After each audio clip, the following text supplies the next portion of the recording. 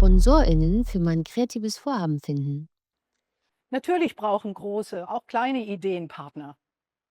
Partner, die mehr wollen als diese typische Werbung. Unternehmenspartner, die vielleicht nach innovativen Formen der Sichtbarkeit suchen. Menschen, die zum Beispiel Kunst schätzen und deine Werte und deinen Stil teilen. Wer könnte dein Projekt unterstützen und wie könnte eine solche Zusammenarbeit aussehen? Weißt du vielleicht, was Regisseure wie Abel Ferrara, Wong Kar-wai, Jean-Luc Godard, Pedro Almodóvar und Jacques Audiard gemein haben? Du ahnst es? Denselben Sponsor. Ich möchte anhand eines Filmbeispiels erläutern, um was es hier geht. Ja, es fallen große Namen, aber es geht eigentlich um die Mechanismen und die Dynamik, die dahinter steht, die richtigen Unterstützer und Unterstützerinnen zu finden, die richtigen Sponsoren und Sponsorinnen zu identifizieren. Ganz egal, ob du groß, mittel oder klein als Solounternehmer unterwegs bist.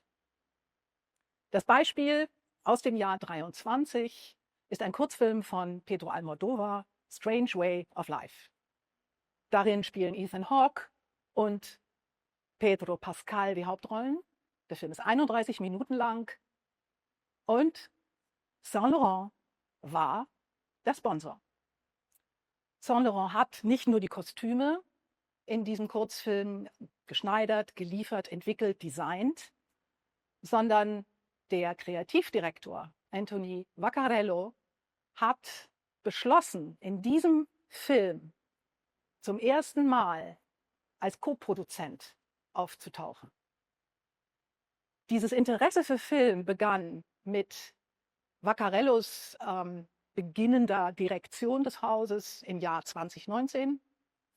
Und er hat sich über Kurzfilme herangetastet an dieses neue Medium, meistens in Form von Kuration, Zusammenarbeit.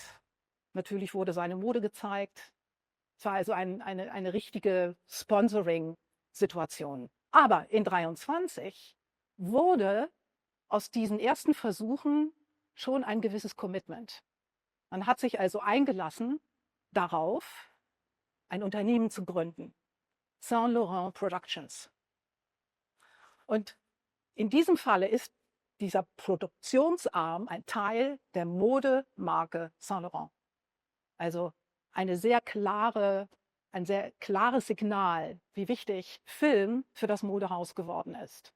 Wie ist so etwas möglich? Wie kann es sein, dass es eine solche Verbindung gibt zwischen einem Modehaus und Film? Die Antwort liegt in der Vergangenheit und in der Person von Yves Saint Laurent. Denn er hat sich dem Kino immer sehr eng verbunden gefühlt, nicht zuletzt wegen seiner Muse Catherine Deneuve. Und du hast die Filme vielleicht gesehen. Sie ist immer perfekt gekleidet in den letzten Designs und Stilen, die das Haus geschaffen hat. Und Vaccarello bezieht sich genau auf diese Historie, wenn er sagt, ich zitiere, ich möchte mit all den großen Filmkünstlern arbeiten, die mich über die Jahre inspiriert haben und ihnen Raum geben. Sehr nobel. Natürlich liegt darunter auch noch eine andere Motivation, nämlich das Modehaus in die Zukunft zu führen und vielleicht auch neue Zielgruppen zu erschließen, die im Zusammenhang mit diesen Filmproduktionen zu erreichen sind. So wurde also von dem anfänglichen Sponsor Saint Laurent ein Co-Produzent, Saint Laurent Productions. Welche Erkenntnisse können wir aus diesem Beispiel ziehen?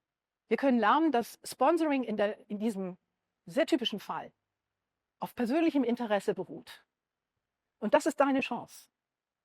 Die Tatsache, dass du ein Interesse hast und deine Sponsoren und Sponsorinnen das gleiche Interesse teilen, kannst du mit Leuten ins Gespräch kommen auf der Basis einer gemeinsamen künstlerischen Vision, einer geteilten Botschaft, weil ihr an ein Genre glaubt vielleicht oder einen Stil teilt.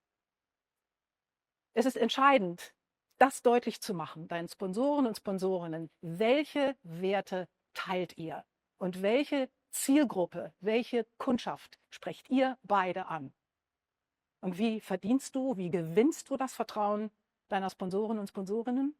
Am ehesten mit einem wirklich durchdachten Marketing- und Kommunikationskonzept, denn es geht um exklusive Visibilität. Und das macht dieses Beispiel Saint Laurent nochmal deutlich. Wenn du also schon alles erreicht hast, eine globale Marke installiert hast, auf allen Catwalks dieser Welt unterwegs warst, wie kannst du das toppen?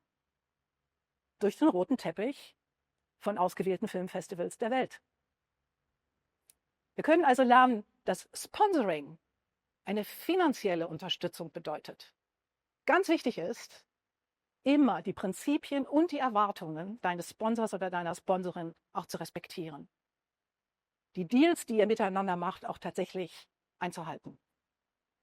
Was ist Sponsoring?